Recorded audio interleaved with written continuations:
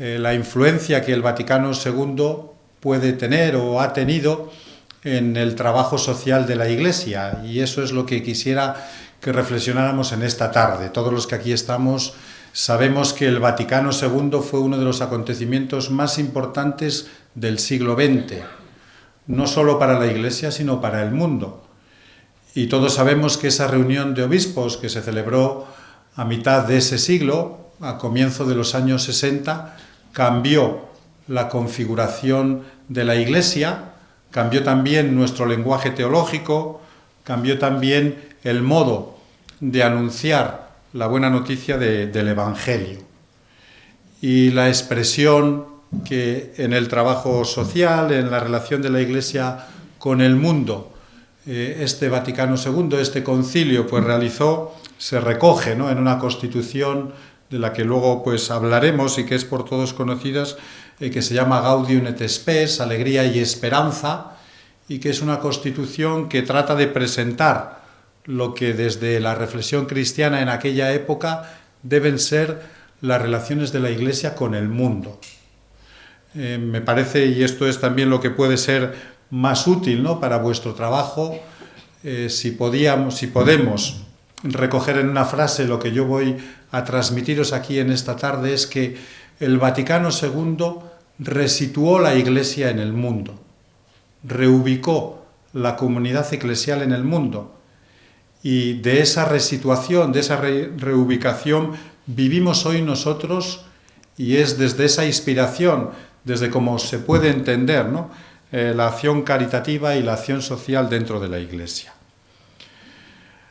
Comienzo diciendo que es muy importante en la vida humana la mirada, y hoy hay muchos sociólogos que dicen, y creo que es verdad, que en Occidente vivimos una cultura tremendamente narcisista, una cultura en donde estamos excesivamente pendientes de nosotros mismos, de nuestros problemas, de nuestro físico, de nuestra presencia, de nuestra imagen. Una cultura en donde, si se puede expresar con también una frase rotunda, nos miramos demasiado al espejo y miramos muy poco por la ventana. Si el Concilio Vaticano II y la Gaudium et Spes nos invita algo a los cristianos, es sobre todo a esto, a mirar al mundo, a mirar la realidad, a mirar el entorno en el que vivimos. Y esto no solo porque es parte de nuestro compromiso con el amor de Dios que ha tocado nuestra vida, sino porque al abrir por la ventana siempre enriquecemos nuestra perspectiva, y al enriquecer nuestra perspectiva enriquecemos nuestra vida, enriquecemos nuestra persona. Es verdad que los otros, sobre todo los otros desconocidos, los otros diferentes, a veces asustan y dan miedo, pero cuando vamos profundizando en la relación con ellos nos damos cuenta, y eso seguro que es vuestra experiencia también en las cáritas parroquiales, cuando profundizamos, ¿no?, los vínculos que establecemos con las personas, vemos que nuestra vida y nuestra persona se desarrolla. Vivimos no solo una cultura narcisista, sino una cultura virtual en donde pasamos muchas horas detrás de la pantalla del ordenador, de la pantalla de la televisión, de la pantalla, ¿no?, de nuestros teléfonos móviles. Y aunque es verdad que las pantallas del ordenador amplían nuestra mirada y nos ponen en comunicación con personas que están muy lejos de nosotros, es verdad que estos modernos medios de comunicación tienen el peligro de crearnos una especie de cultura virtual, una especie de realidad distinta a la realidad de la calle, a la realidad cotidiana, a la realidad de nuestras relaciones. Por eso, como os digo, ¿no?, uno de los principales mensajes del Vaticano II, y este es el punto de partida de nuestra reflexión, es que nos tenemos que atrever a mirar por la ventana, a confrontarnos con la realidad que tenemos. Sin duda vosotros, todos los que estáis aquí, lo hacéis a diario, pero como cultura esto es un desafío y es un reto que hoy tenemos, ¿no? Además, desde el punto de vista bíblico, hay una historia muy interesante en la que se presenta cómo la función de la comunidad cristiana es mirar por la ventana y mirando por la ventana, introducir también en el mundo y en la historia otra perspectiva. En el capítulo 6 del libro de Daniel se cuenta cómo cuando una parte de la élite de Israel, una parte de los dirigentes religiosos, políticos y también sociales de Israel estaban en el exilio en Babilonia, el rey Darío estableció lo que hoy en nuestro lenguaje podríamos decir un estado totalitario. Las cosas llegaron hasta tal punto que el rey Darío prohibió, castigando ser arrojado a los leones, a quien adorara a otra realidad que no fuera él. Lo que han hecho todos los dictadores, ¿no? Lo que han hecho todos los totalitarios, extender el culto a la personalidad hasta el paroxismo. El rey Darío prohibió que todo aquel que adorara a otro que no fuera él sería echado al foso de los leones. Y en el libro de Daniel se nos dice que este dirigente exiliado de Israel, que además era asesor del rey Darío, tenía en la parte superior de su vivienda unas ventanas que daban y estaban orientadas a Jerusalén. Y él, desde esa altura de su habitación, desde esa parte superior de su habitación, y abriendo esas ventanas, se ponía a rezar todas las noches y todas las mañanas.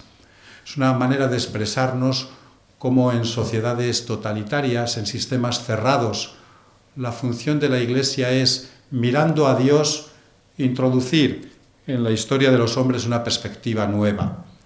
Está claro que en la España de hoy nosotros no vivimos un régimen totalitario, pero sí vivimos una sociedad muy adormecida, sí vivimos una sociedad muy resignada y sí vivimos una sociedad excesivamente conformista con todo lo que nos está pasando. Es incomprensible que ante el escándalo de 6 millones de personas sin trabajo, la mitad de ellos jóvenes, nos demos tan poca prisa en hacer las reformas que haya que hacer, aunque sea repartir el trabajo existente ganando todos un poco menos, aunque sea agotando, ¿no?, nuestra creatividad y buscando nuevos caminos, porque como vamos a ver, y lo dice el Vaticano II en la Gaudium et Spes, la cuestión del trabajo no es solo una cuestión de fuente, ¿no?, de fuente de dinero para poder mantener la propia vida, sino que la cuestión del trabajo tiene que ver con la dignidad de las personas. Eso lo sabéis porque lo palpáis a diario. No tener trabajo no es solo carecer de una fuente de recursos, es ver cómo la autoestima disminuye, es ver, ¿no?, cómo también pues, la dignidad humana se ve afectada por esa situación. Pues la misión de la Iglesia en parte es esto, es desde las ventanas que miran a Dios y miran también a la realidad, introducir pues, una nueva perspectiva en el mundo. Es muy conocida y seguro que todos la hemos escuchado alguna vez, la anécdota que cuentan que cuando a Juan XXIII, el Papa que convocó el Concilio Vaticano II, le preguntaron que qué esperaba de este concilio, qué esperaba de esta reunión de obispos en todo el mundo, el Papa abrió la ventana y dijo: espero que entre aire fresco en la Iglesia. Espero, dicho de otra manera, la renovación de la Iglesia. Esta es además la principal realización, yo creo que del Vaticano II, y desde luego la principal realización si atendemos a este importante documento que es la Gaudium et Spes, ¿no? El Concilio Vaticano II pone a la Iglesia en una nueva relación con el mundo, entendiendo sobre todo que esto es lo principal y es quizás también lo que hoy tenemos que pensar, que no podemos obtener nuestra identidad como cristianos al margen del mundo y al margen de sumergirnos en los problemas y en los logros de ese mundo.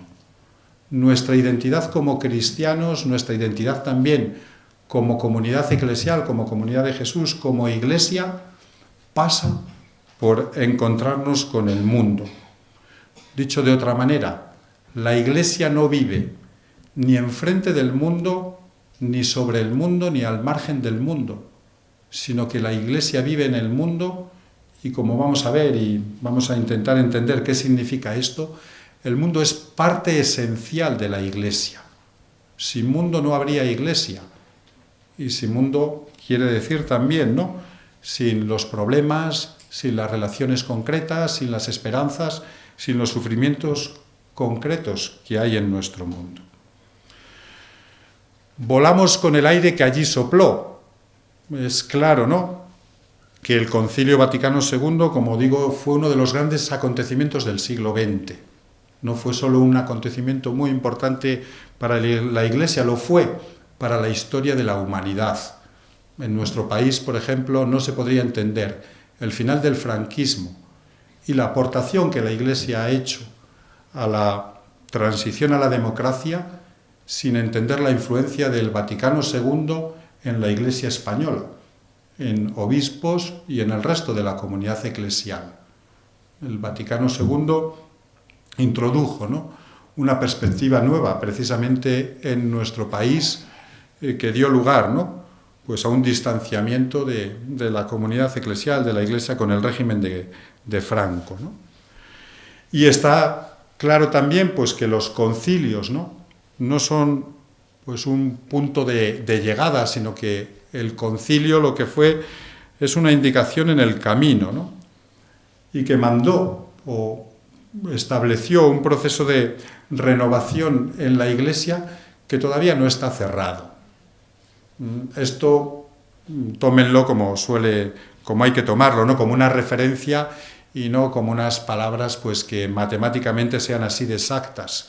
Los historiadores de la Iglesia, sobre todo a partir de un historiador alemán, de Hubert Jedin, un famoso historiador de la Iglesia, suelen decir que el periodo que necesita la Iglesia para asimilar la doctrina de un concilio son 100 años. Ya digo que es una cifra que es referencia, no se puede tomar al pie de la letra. Si nos encontramos más o menos a los 50 años de la convocatoria de este concilio, estamos a la mitad de la recepción de lo que es la doctrina del Concilio Vaticano II. Es decir, estamos todavía, ¿no?, asimilando, interiorizando, pensando y viviendo en la comunidad eclesial lo que fue las aportaciones de este concilio. Si tuviéramos que expresar con brevedad cuáles son las aportaciones o cuáles fueron las aportaciones más grandes del Vaticano II, yo creo que sobre todo fueron 3, que además son las que desde el punto de vista, ¿no?, de la expresividad y de la imagen, pues con más facilidad pues vemos. En primer lugar, el concilio que cambió en la vida de la Iglesia, nuestra manera de celebrar la fe. Hoy se entiende, ¿no?, que la liturgia, la celebración de la Eucaristía, pero también otras celebraciones de la fe que tenemos en la Iglesia son un diálogo de la comunidad con Dios. Un diálogo presidido por el sacerdote, pero el culto cristiano, la celebración de la fe, la liturgia, es un diálogo de la comunidad con Dios. El segundo elemento fue la manera de entender la Iglesia, poniendo el acento en la dimensión comunitaria, poniendo el acento en la dimensión de la vida de la fe. Hoy todos sabemos que la Iglesia es sobre todo una comunidad de fe. No es solo eso, porque también la Iglesia es una institución, también la Iglesia tiene una determinada manera de organizarse, pero donde ponemos el acento y lo que primamos es en esta concepción de la Iglesia como comunidad de fe. Y en tercer lugar, como vamos a ver ahora, pues la Iglesia sobre todo, ¿no?, lo que cambió fue nuestra manera de situarnos en el mundo. Saben que cuando en la historia de la Iglesia se ha convocado un concilio, hasta el Vaticano II se solía convocar por 2 razones. O en momentos en donde había una discusión doctrinal muy grande, una discusión doctrinal que hacía necesaria pues una decisión solemne de cuál es la fe cristiana. Por ejemplo, pues todos sabemos que Trento se convoca después de ese gran cisma, después de esa gran discusión teológica que hubo en Europa, que fue la Reforma Protestante, o los concilios de la Antigüedad, pues con otro tipo de polémicas cristológicas o sobre la manera de entender la Trinidad, se convocaron para eso, para en momentos en donde la Iglesia discutía cómo entendemos esto de la divinidad de Jesús. Y había discusiones y discusiones muy acaloradas, se convocaban concilios para examinar esa cuestión y entre todos decidir cuál era el marco, no para imponer una opinión, como a veces se dice, imponer una opinión como quien machaca con un martillo, ¿no? Los dogmas son el marco que da pues consistencia a nuestra fe. Pues para eso se establecían los concilios. O en momentos en donde había pues tensiones que rompían la unidad de la Iglesia, también se convocaban concilios, ¿no? Que casi siempre pues tenían que ver también con polémicas doctrinales. Bueno, pues cuando se convoca el Vaticano II no había grandes tensiones doctrinales. Por supuesto que había discusiones, como las hay hoy en la Iglesia. Por supuesto que había distintas tendencias y había distintas opiniones teológicas, pero no existía dentro de la Iglesia una confrontación que exigiera, ¿no?, la convocatoria de un concilio. Tampoco había peligro de escisión, peligro de división, peligro de cisma dentro de la Iglesia. Entonces me dirán, ¿por qué se convocó el Vaticano II? Pues el Vaticano II se convocó para renovar la vida de la Iglesia. Si atendemos pues, a todos los discursos que Juan XXIII desarrolló desde que anunció que iba a convocar el concilio hasta que el concilio comenzó, Juan XXIII insiste siempre en esto. Se convoca el concilio para renovar la vida de la Iglesia. ¿Y por qué hay que renovar la vida de la Iglesia? Esto es muy importante porque a veces, sobre todo desde los medios de comunicación, ¿no?, se dice que hay que renovar la vida de la Iglesia para hacerla más actual, para acomodarla más a la cultura del momento. Casi siempre, ¿no? Esto me parece que es así. En nuestro tiempo, cuando se dice que hay que renovar la Iglesia, casi siempre eso tiene que ver con la moral sexual, pero no con otras cosas, ¿no? Al menos en los medios de comunicación, ahora lo estamos viendo con la elección del nuevo Papa, ¿no? Es que la Iglesia se tiene que renovar y muchos solamente piensan que la renovación viene por ahí, por hacer la Iglesia, ¿no?, más conforme a los usos y estilos del momento. Ese no es el criterio de la renovación de la Iglesia. La misión de la Iglesia no es estar a la moda. La función de la Iglesia no es estar configurada según los criterios de un determinado momento social, porque además esto sabemos que es muy voluble. El criterio de renovación de la Iglesia, y este fue el criterio que se utilizó en el Vaticano II, es renovar la Iglesia para realizar mejor su misión. Y realizar mejor su misión es anunciar el Evangelio y hacer presente al Dios de Jesús en la vida de las personas. Este es el criterio de renovación, ¿no? Cada vez que hablemos de renovación de nuestras comunidades, de renovación en nuestra vida eclesial, debiéramos tener siempre como referencia esto. ¿Tenemos que renovar nuestra vida de fe? Sí. ¿Hoy es necesaria la renovación de la Iglesia? Por supuesto que sí. Pero no para estar solamente, ¿no?, más conformes y más a la moda con nuestro mundo, sino para realizar mejor la misión que tenemos. Por eso ahí les digo, ¿no?, que el Concilio Vaticano II, y esto está claro, todo en la vida de la Iglesia es así, no cayó del cielo, fue inspirado por el Espíritu Santo, pero el Vaticano II fue el catalizador de un proceso de renovación eclesial que había empezado ya con Pío XII, que había empezado ya bastantes años atrás y que era impulsado, ¿no?, por movimientos de renovación teológica, por movimientos también de vida laical, por movimientos pues, de renovación teológica. Ahí les digo, ¿no?, un poco pues, de modo solemne lo que también es muy importante que tengamos presente, ¿no? La función del Vaticano II es renovar la Iglesia para realizar de manera más adecuada su misión, que es anunciar la salvación al mundo moderno, ¿no? ¿Por qué era necesario renovar la vida de la Iglesia en aquellos momentos, en los años 60? Porque los cristianos anteriores al Concilio Vaticano II eran peores cristianos, como a veces, ¿no?, yo creo que un poco caricaturescamente se ha presentado. Pues no. Los cristianos anteriores al Vaticano II eran cristianos pues, muy serios. La Iglesia anterior al Vaticano II fue una iglesia que dio muchos santos, que dio muchos mártires, que tenía una profunda vida de fe.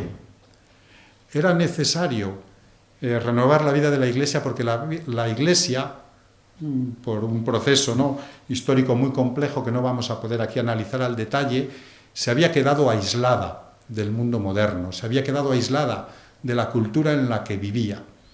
Y Juan XXIII entendió, y todos los que empujaron, ¿no?, los trabajos del Concilio Vaticano II, entendieron que era necesario, para que la Iglesia realizara su misión, volver a tender puentes entre la Iglesia y el mundo. El Papa, que ha renunciado, ¿no?, pues por razones, como él dice, de vigor, pues al papado, Benedicto XVI, cuando era profesor de teología, cuando era Joseph Ratzinger. Joseph Ratzinger fue uno de los principales, ¿no?, actores en su calidad de teólogo del Vaticano II. Al poco tiempo de acabar el Vaticano II dio, pues, por Alemania distintas conferencias sobre el significado del concilio, y en una de ellas recurre, ¿no?, a una imagen que no es de él, es de otro historiador de la Iglesia, recurre a una imagen que yo creo que es muy significativa para entender lo que el Vaticano II fue. Él dice que la Iglesia anterior al Vaticano II era como la Iglesia de San Patricio en la Quinta Avenida de Nueva York. Luego vamos a ver una foto.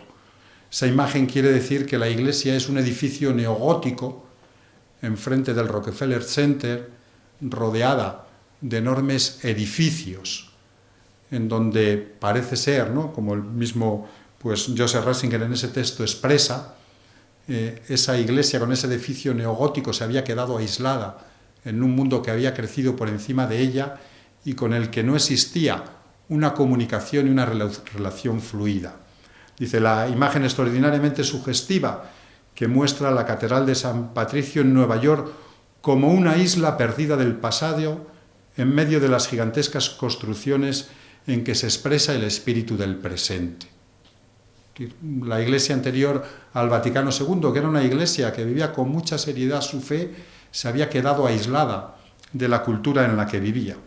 Ahí tienen, pues, una fotografía tomada, pues, desde esa perspectiva, desde lo alto, en donde vemos, ¿no?, pues, ese edificio neogótico, esa pequeña catedral rodeada de lo que son, pues, esas construcciones arquitectónicas que son los símbolos del mundo moderno, que son los símbolos también, ¿no?, del poder financiero y del poder económico. Pues se trataba, ¿no?, como decían, pues, estos autores, de poner en comunicación a la Iglesia con el mundo. La catedral neogótica en medio de los gigantes de acero con que se expresa la moderna arquitectura parece además un testimonio aplastante de lo trasnochado del cristianismo, que no puede ya expresarse en el mundo moderno ni tiene tampoco que decir al mundo moderno. Otros decían, ¿no?, que la Iglesia se había quedado en cierto modo sin palabras, se había quedado muda ante esa cultura que había crecido a su alrededor, y era necesario volver a dar un lenguaje a la Iglesia, volver a dar un lenguaje con el que pudiera comunicarse con sus contemporáneos. Bien, pues el Vaticano II, ¿no?, se propuso sobre todo esto, derribar los muros que aislaban a la Iglesia del mundo, y procuró una nueva fuerza para estar en el mundo, y ofreció además un lenguaje, ¿no?, es el lenguaje que hoy tenemos, con el cual hoy comunicamos nuestra fe. Nos dio un lenguaje para hablar a nuestra cultura, y además estableció como elemento, en esto insisto, es muy importante, como elemento de la identidad cristiana, la identidad con los problemas de la sociedad. Somos cristianos cuando asumimos el Evangelio y asumimos a Jesús, y asumimos en nuestra vida el Dios de Jesús, pero el Dios de Jesús nos manda, ¿no?, siempre a los otros, y nos manda sobre todo a los más pobres, a los que más lo necesitan. Por eso no es posible llamarse cristiano, no es posible sentirse cristiano sin incorporar a la propia vida los problemas de los que más sufren, de los que más lo necesitan, de los más castigados en nuestro mundo, ¿no? Ese es el mensaje central, pues, de la Gaudium et Spes. Como vamos a ver, ¿no?, pues la Gaudium et Spes, ahí les digo que es resultado de una iglesia que quiere entenderse con la gente. Esto es muy importante, ¿no? Yo conozco a un profesor que habla 6 idiomas, pero tiene muchísima dificultad de relación con sus alumnos, ¿no? Y a veces los compañeros medio le tomamos el pelo, ¿no?, y le decimos, ¿de qué te vale hablar 6 idiomas si no eres capaz de entenderte con la gente, ¿no? ¿De qué le vale a veces a muchas personas saber tanto y acumular tantos títulos si no son capaces de relacionarse, si no son capaces de comunicar, si no son capaces de entablar relación, ¿no? El Vaticano II es resultado de una iglesia que quiere entenderse con la gente y este debiera ser, ¿no?, también un imperativo siempre presente en la comunidad eclesial. Queremos entendernos con la gente, no solo con los que creen lo mismo que nosotros, también con los que profesan otras religiones, también como con quienes en el derecho, ¿no?, y en el ejercicio de su libertad deciden no creer lo mismo que nosotros. Si el Vaticano II, como vamos a ver, hizo algo, fue dirigir su palabra a toda la humanidad, no solo a los que creen, sino a todos los que con sincero corazón buscan la verdad y buscan un mundo mejor. Bien, pues resultado de esa iglesia que quiere entenderse con la gente es esta Constitución. Constitución quiere decir documento de la más alta autoridad. El Vaticano II saben que da lugar a distintos documentos y a algunos se les llaman constituciones, a otros se les llaman declaraciones. Bueno, pues Constitución quiere decir el documento eclesial de la máxima autoridad, o lo que es lo mismo, un documento que regula nuestra fe. Es decir, lo que se dice en la Gaudium et Spes tiene que servir para regular nuestra fe, tiene que servir para dar, ¿no?, pues corrección e integridad a nuestra fe. Es junto con la Lumen Gentium y también pues con la Dei Verbum, pues las principales constituciones del Vaticano II, una dedicada pues a cómo se entiende la Iglesia a sí misma y otra dedicada a cómo entiende las relaciones con el mundo. Es una constitución y una constitución pastoral. Nunca un concilio había establecido o había dado lugar a un documento pastoral. Todos los documentos que habían establecido los concilios hasta el Vaticano II eran constituciones dogmáticas, eran constituciones doctrinales, ¿no?, que tenían que ver con el contenido de la fe. ¿Qué quiere decir pastoral? Pastoral quiere decir relación y quiere decir sobre todo relación con la vida concreta de las personas. Esto es muy importante y yo creo que es muy importante también para hoy, ¿no?, para nuestra vivencia de la fe. El Vaticano II nos dice que tenemos que poner en relación nuestra fe con la vida concreta de las personas. Y la vida concreta de las personas, como se dice en esta misma Constitución, es la familia, es el trabajo, es la política, es la cultura, es la tecnología. Dios, ya nos lo dijo Santa Teresa, ¿no? Dios no vive en las nubes, Dios vive en los cielos, pero los cielos bíblicamente no está solo arriba. El cielo bíblicamente es el lugar en el que vive Dios. Ese es el significado de la palabra cielo. Y como Dios vive en nuestro corazón, el cielo también está en nuestro corazón. Como Dios vive en nuestra fe vivida en comunidad, como Dios vive en el mundo, el cielo está también en nuestras comunidades. El cielo está también, ¿no?, en el mundo y en la vida que cada uno de nosotros vivimos en nuestra cotidianidad. Este es el sentido de una constitución pastoral. La regla de la fe tiene que ver con la vida concreta de las personas. Yo creo que esto es importante a veces, ¿no? Se nos dice que cuando los sacerdotes hablamos y hablamos en público, pues decimos cosas que no tienen mucho que ver con la vida de las personas. La Gaudium et Spes siempre es el recuerdo, ¿no?, permanente a la Iglesia y a todos a los que en la Iglesia enseñamos, transmitimos la fe, sea un sacerdote, un profesor de teología, un catequista, como seguro que muchos de vosotros y de vosotras sois o habéis sido. Tenemos que tener en cuenta esto, ¿no? El Vaticano II nos pide que hablemos de la fe, pero desde lo que es la vida concreta de las personas. Y repito, vida concreta de las personas, porque son los temas que trata esta Constitución. Es la familia, es el trabajo, es la economía, es la política, es la técnica. Es además el texto conciliar más grande, ¿no?, que ha concebido un concilio, sobre todo más grande en los aspectos que quiere tratar. Pues tratar desde la vida familiar hasta la vida económica, hasta la técnica, pasando por la política y por la vida social, pues es una empresa, ¿no?, pues muy abarcadora. Y además, tanto por las cuestiones adoptadas como por el método adoptado, constituye, ¿no?, un documento pues también muy novedoso, que la Iglesia se pronuncie sobre la vida familiar, sobre el desarrollo de los pueblos, sobre la justicia, sobre la vida política, sobre el trabajo, sobre la técnica.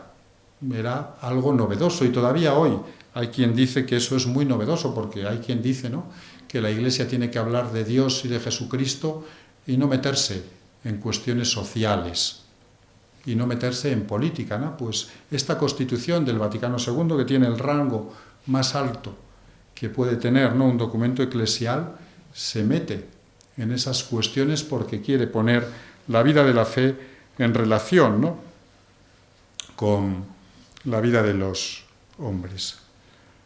Bien, el proceso de redacción de la Gaudium et Spes, lo vamos a decir también muy brevemente, como todos los documentos conciliares, fue muy largo. Duró prácticamente todo el concilio, o sea, 3 años. Esto también es muy importante, ¿no? A veces en los medios de comunicación se habla de la Iglesia con muchísima superficialidad. Y yo creo que no tenemos que reaccionar con amargura ni con enfado, pero sí tenemos que decir las cosas con claridad, ¿no? Y exigir un poquitín más de respeto y exigir también a los periodistas, ¿no?, más rigor y más conocimiento de lo que están diciendo. En la Iglesia los documentos, ¿no?, no son nunca resultado del Papa porque se le ha ocurrido estas cosas, y mucho menos los documentos de un concilio o de un sínodo. Llevan un proceso larguísimo de redacción, de configuración, en el que intervienen además muchas personas, en el que hay muchas consultas, en el que hay, ¿no?, también muchas propuestas. Pues fíjense, la Gaudium et Spes tardó 3 años en redactarse y fue resultado de 5 o 6 grandes esquemas que se discutieron en distintas comisiones y fueron rechazados, ¿no? Es decir, es un documento resultado de pensar, orar y reflexionar mucho las cosas, ¿no? Saben, y esto pues fue las vicisitudes, ¿no?, del Vaticano II, que cuando se convocó el Vaticano II, de los documentos que habían preparado las congregaciones y las comisiones que se habían establecido en Roma, fueron rechazados casi todos. ¿Eso qué quiere decir? Eso quiere decir que la curia romana, que vivía en aquel entonces en Roma, participaba, ¿no?, de ese aislamiento, participaba un poco de ese encerramiento de la Iglesia en sí mismo que se daba en la Iglesia anterior al Vaticano II. Y el resto de los obispos, que estaban en contacto con su diócesis, que estaban en contacto con los problemas de las comunidades cristianas y de la gente, vieron que aquellos documentos que habían preparado para discutir en el concilio no servían. Y por eso se propusieron otros textos, ¿no? Y resultado, pues, como les digo, de distintas propuestas, ¿no?, sobre todo pues por la intervención del cardenal Suenens, de este cardenal belga, que era el que coordinaba los trabajos de todas las comisiones conciliares, pues se dio lugar, ¿no?, pues a un nuevo documento que fue aprobado el día anterior a la clausura del concilio. El concilio se clausuró el 8 de diciembre de 1965, pues el 7 de diciembre se aprobó este documento, la Gaudium et Spes, ¿no?, y se aprobó por 2.300 votos afirmativos y 75 negativos, ¿no?, es decir, por una mayoría aplastante. Con esto ven algo importante. En el Concilio Vaticano II participaron unos 2.500 obispos. Hoy hay quienes, para que veamos que las cosas a veces son más complejas y más complicadas de lo que presentan los medios de comunicación, hoy hay quienes dicen que un concilio en la Iglesia sería inviable porque actualmente en la Iglesia hay más del doble de los obispos que participaron en el Vaticano II. Es decir, la Iglesia, aunque en Europa disminuya, la Iglesia crece en el mundo. Eso no nos lo debemos perder de vista, ¿no? La Iglesia crece en el mundo y en algunos continentes, la Iglesia católica, y en algunos continentes con mucha fuerza. Y hoy tenemos una Iglesia que es el doble de grande de lo que era la Iglesia de los años 60, y por eso tiene el doble de obispos, ¿no? Con lo cual, pues una reunión de este tipo sería muy difícil.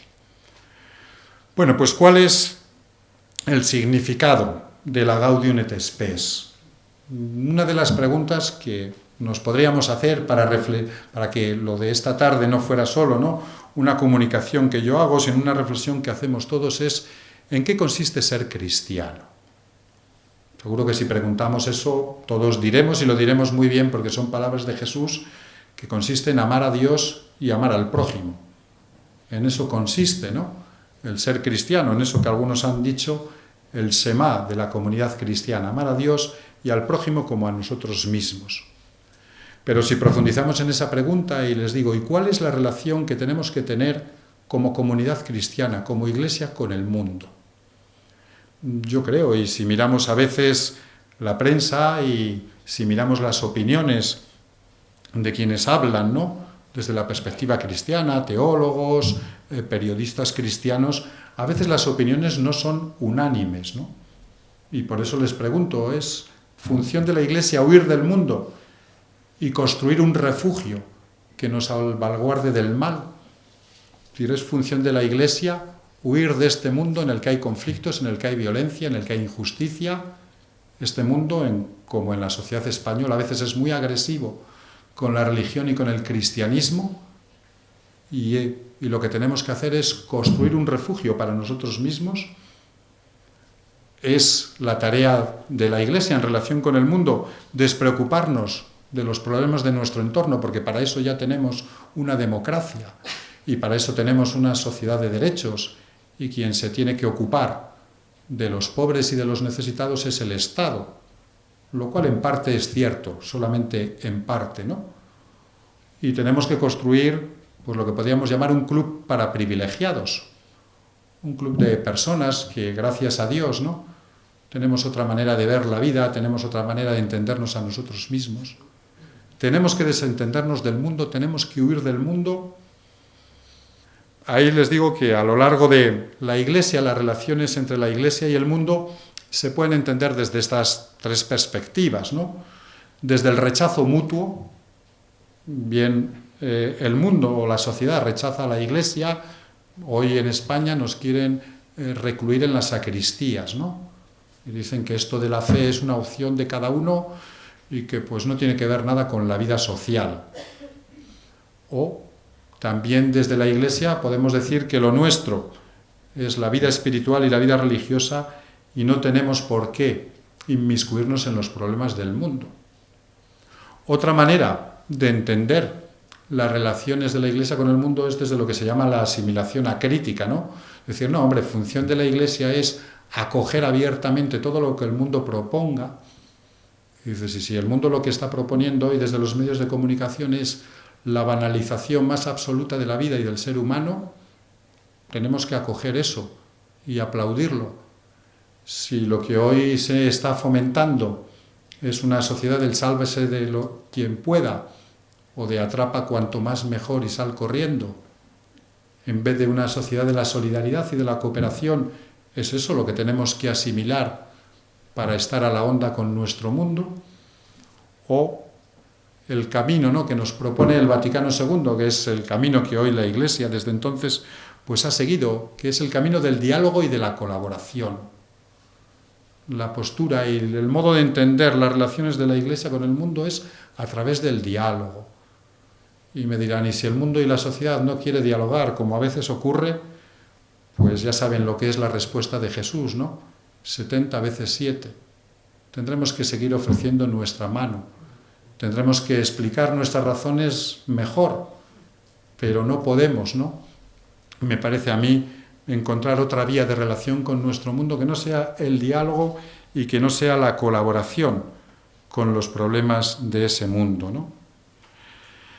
En la tradición cristiana, y creo que esto lo vamos a poder entender fácilmente, con mucha frecuencia la palabra mundo se ha identificado con el mal, se ha identificado con el pecado. Y aunque gracias a la renovación teológica del Vaticano II esto lo hemos entendido mejor, me parece que hoy todavía quedan muchos ecos de esa manera de entender el mundo. Y todavía a veces, ¿no?, escuchamos que el mundo lo identifica con pecado, lo identifica con mal, lo identifica con la amenaza de la Iglesia. Y además todos, si vamos al Evangelio de San Juan, nos encontramos con textos en donde se utiliza en este sentido la palabra mundo, en donde se dice que el mundo rechazó la salvación, el mundo rechazó la palabra de Dios, el mundo rechazó a Jesucristo, en donde Jesús en la oración sacerdotal, en una parte, dice a sus discípulos, ¿no?, que los quiere librar del mundo, porque el mundo es esa situación de amenaza. Bien, lo que tenemos que decir desde el punto de vista bíblico y también desde el análisis del Evangelio de San Juan es que el mundo en primer lugar es algo positivo. Y todos lo sabemos por qué, por el relato de la creación. El mundo es lo que Dios ha creado. Y fíjense, cuando Dios crea el mundo, según el relato del Génesis, ¿cuál es la palabra que Dios dice? Esto es bueno, esto está bien. Y en teología solemos decir que Dios no retira nunca su palabra, que Dios dejó inscrita en el mundo la palabra bien al principio cuando creó este mundo y será la última palabra, esa es nuestra esperanza, que reine también en el mundo al final de la historia. El mundo es una realidad buena, porque viene de la mano de Dios. Por supuesto que en el mundo hay pecado, y en el corazón humano, en nuestro propio corazón, hay a veces mucha agresividad, hay a veces mucho rencor, hay a veces mucha envidia, hay a veces mucho egoísmo, ¿no? En primer lugar, en el corazón de quien nos habla. Pero ese pecado y ese mal que puede haber en el mundo no rompe el plan inicial de Dios. El mundo es bueno y Dios ha dicho, ¿no?, la palabra de la bondad y del bien sobre su creación. ¿Por qué San Juan utiliza esto? Pues los exégetas, los que estudian el Nuevo Testamento, suelen decir por el contexto cultural en el que el Evangelio de San Juan fue escrito, que fue un contexto de Apocalipsis. De hecho, el autor del Apocalipsis y de los textos joánicos es la misma escuela o el mismo autor. El Evangelio de San Juan es el último Evangelio que se escribe a final del siglo I, en torno al año 90, en donde la Iglesia ya era perseguida, había sido expulsada de la sinagoga y comenzaba a ser perseguida también en el Imperio Romano. Y es como reflejo de esa situación y también como reflejo de corrientes culturales dualistas en las cuales estaban en la base de la comunidad joánica. Por eso el Evangelio de San Juan recurre al lenguaje de la contraposición del mundo y Dios, luz y tinieblas, vida y muerte, acogida y rechazo. Si recordamos, ¿no?, textos del Evangelio de San Juan, vemos siempre esta polaridad, porque se transmite, ¿no?, o quiere transmitir la idea de la salvación de Dios en Jesucristo a través de estas polaridades. Pero el mundo, y nos lo dice el mismo Evangelio de San Juan, el mundo es aquello que Dios ama tanto que entrega a su Hijo. Y fíjense, nos podemos preguntar, ¿no?, ¿qué tendrá el mundo para que Dios le quiera tanto? ¿Qué tendrá nuestro mundo? Que está lleno de corrupciones, de porquería, que está lleno de grandezas, pero también de las ruindades más grandes, ¿no? Y pues ya que me decían antes eso del viajero, pues ustedes lo saben, cuando uno sale de las fronteras de Europa, el mundo está hecho una penita. No porque nosotros seamos mejores, sino porque otros países a lo mejor no han logrado, ¿no?, desarrollar estructuras sociales y políticas pues más adecuadas. Y uno dice, ¿qué tiene este mundo para que Dios lo quiera tanto? Para que dé la vida de su Hijo, para que se ponga en nuestras manos, ¿no? Y me parece que la respuesta, y algo de esto lo dice la Gaudium et Spes, es que el mundo tiene personas, que es lo que Dios más quiere. El mundo tiene seres humanos. Lo más valioso para Dios son los seres humanos. Lo más valioso para Dios son las personas, ¿no? Por eso, teológicamente, el mundo no es solo lo que Dios crea, sino es el término también de la salvación. Es el término del amor de Dios, es el término de su comunicación, de su redención y de su fuerza, ¿no?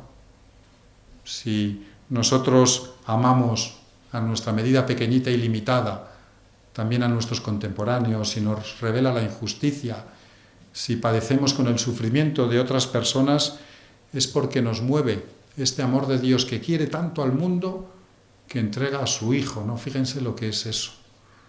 Y que Dios quiera nuestro mundo, porque lo más valioso para Dios son las personas.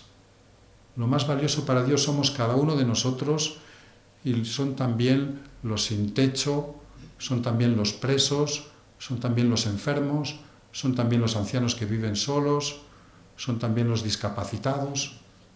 Esos son a los que Dios quiere, ¿no? Bien, pues ¿qué es lo que nos dice la Gaudium et Spes? Y con esto ya vamos terminando, ¿no? Lo que les decía, que el mundo es parte esencial de la Iglesia. Sin mundo no hay Iglesia.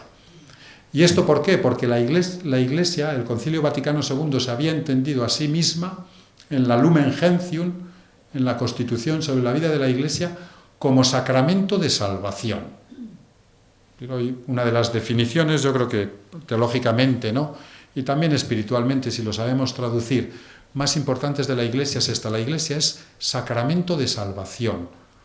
Sacramento sabemos que es signo, pero ¿el signo en qué consiste? El signo consiste en una realidad que significa otra cosa distinta a lo que es. El ejemplo típico que solemos poner los profesores de teología, el anillo de matrimonio de casados que muchos de ustedes o muchos de vosotros lleváis en el dedo. Eso, si lo miramos fríamente, es un trozo de metal. A lo mejor de metal valioso, pero es un trozo de metal. Y todos sabemos, y sobre todo quienes llevan, ¿no?, ese anillo en el dedo, saben que eso es más que un trozo de metal, que eso es expresión de un compromiso, que eso es expresión de una relación, que eso es expresión, ¿no?, de un amor que alguien tiene.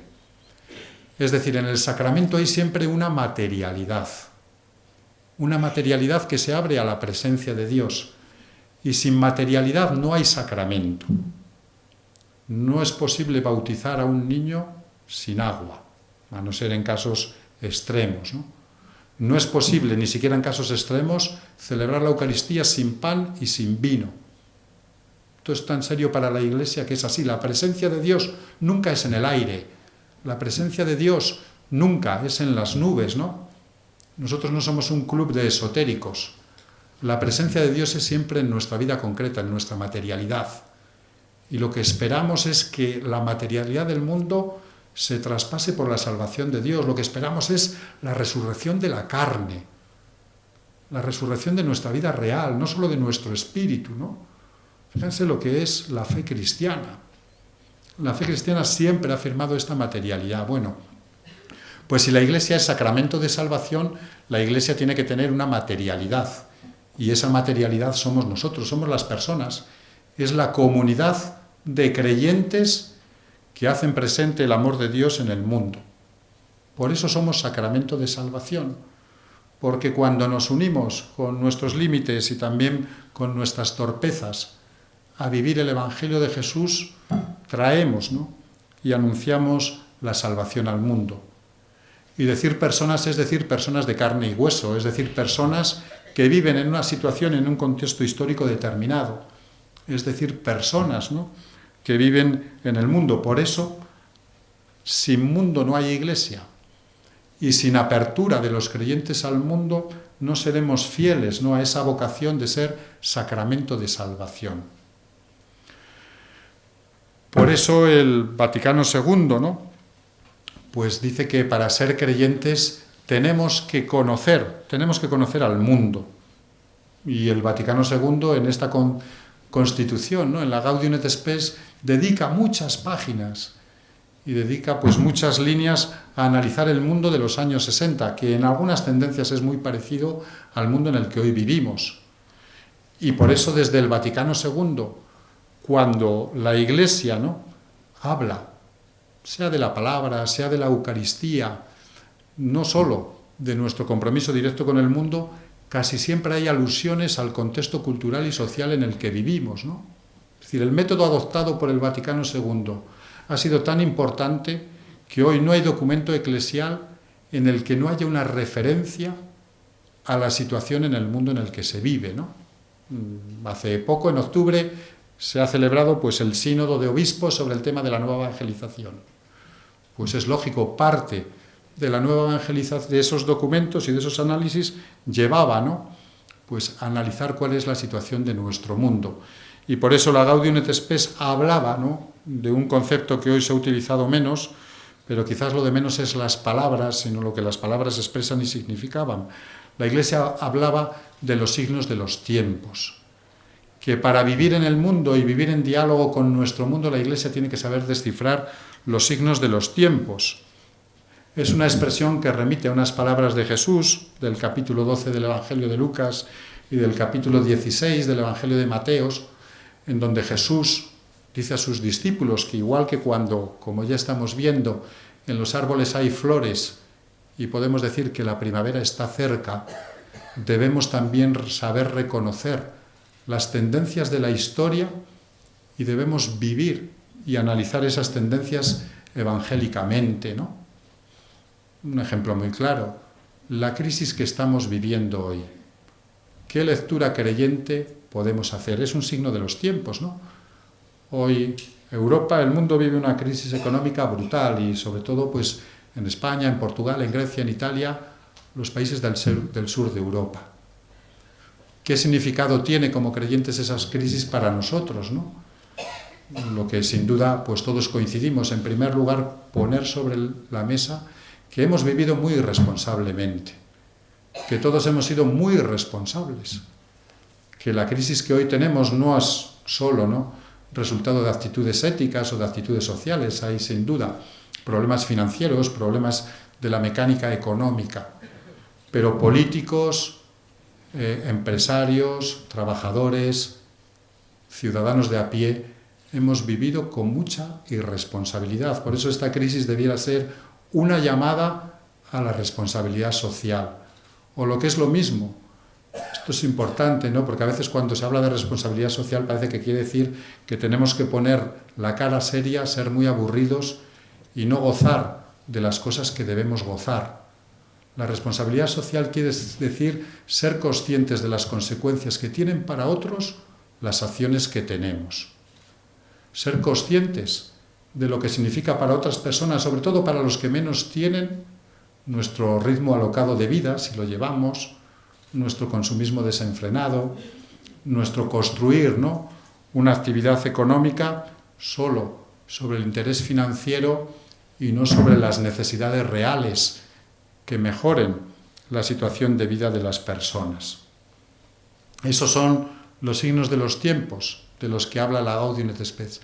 Para poder dialogar con el mundo tenemos que conocer ese mundo y tenemos que analizar desde la fe las tendencias, ¿no?, de ese mundo. Sabiendo además que la tarea de la Iglesia en el mundo, si queremos vivir en esta actitud dialógica, es saber escuchar y saber hablar. La misión de la Iglesia clásicamente ha sido siempre celebrar la fe, ha sido anunciar el Evangelio y ha sido también servir a los más pobres. Bueno, pues para anunciar el Evangelio necesitamos un lenguaje desde el cual vayamos traduciendo, ¿no?, nuestras esperanzas y nuestras experiencias de fe. Bien, otro aspecto muy importante que introduce la Gaudium et Spes, y con esto pues ya terminamos, ¿no?, es la voluntad de globalidad o la universalidad de la salvación. El Dios de la tradición judeocristiana es un Dios de salvación, y salvación quiere decir no una vida sin problemas y no una vida sin dolores. Esto lo tenemos que entender. La salvación no es como en esas películas de la historia sagrada cuando Moisés, ¿no?, cruzaba en cinemascope el Mar Rojo con una gran música de fondo. La salvación no es vernos libres de problemas y de dificultades. Todos contraemos enfermedades, a todos se nos mueren los seres queridos, todos a veces fracasamos en la vida o las cosas no nos salen bien. Eso, la salvación no es vivir sin problemas y sin dificultades. La salvación es vivir con la luz de Dios en medio de los problemas y de las dificultades, sabiendo que con esa luz de Dios podemos encontrar, ¿no?, un camino de salida. Bueno, pues la Gaudium et Spes nos dice que esta salvación, que podríamos traducir como ponemos ahí en esa presentación, ¿no?, como buena vida para todos, comienza con el reconocimiento de la dignidad humana. Si los seres humanos somos imagen de Dios, si los seres humanos somos lo que Dios más quiere, para los cristianos está clara, ¿no?, la fundamentación de la dignidad humana. Y esta es también la tarea, y esto es lo que impulsa el compromiso del cristiano en el mundo. Luchar y trabajar por la dignidad humana, porque la vida humana, como dijo el gran filósofo Immanuel Kant, no tiene precio. La vida humana tiene dignidad. Y qué importante, ¿no?, sería repetir y vivir esto en el mundo y en la sociedad en la que estamos. La vida humana no tiene precio. El precio y el valor de la vida humana es incalculable. La vida humana tiene dignidad, que es mucho más que el precio, ¿no? Y ser humano es vivir con otros. Por eso la Gaudium et Spes va a incidir mucho en que tarea también de la Iglesia es contribuir al establecimiento de una sociedad justa. Tarea de la Iglesia es contribuir a crear unas estructuras justas, equitativas, que repartan equitativamente la riqueza. Esto no quiere decir que nos tengamos que meter en política directamente o en política partidista.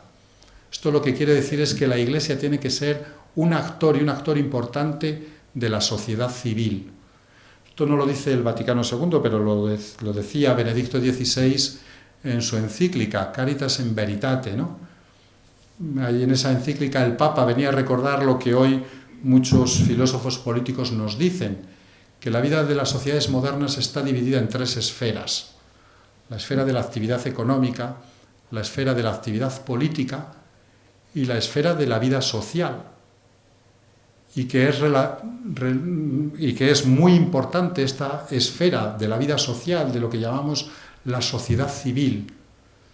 No solo la economía, no solo la política y las leyes marcan la dirección y la marcha de una sociedad, sino que la vida de una sociedad la dan. Esto también creo que es importante que nos lo digamos hoy en España.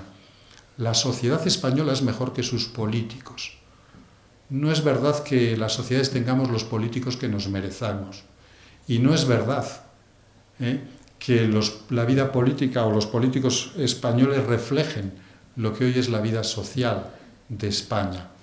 Además de la vida de la esfera política está la esfera social, que es donde la Iglesia puede actuar, en la vida de la familia, en la vida de la cultura, en la vía, pues donde las personas establecemos nuestros valores. Y hoy sabemos que en España la presión social en algunos aspectos ha sido tan importante que se están estableciendo pues, cambios en la legislación para repensar los desahucios en las viviendas.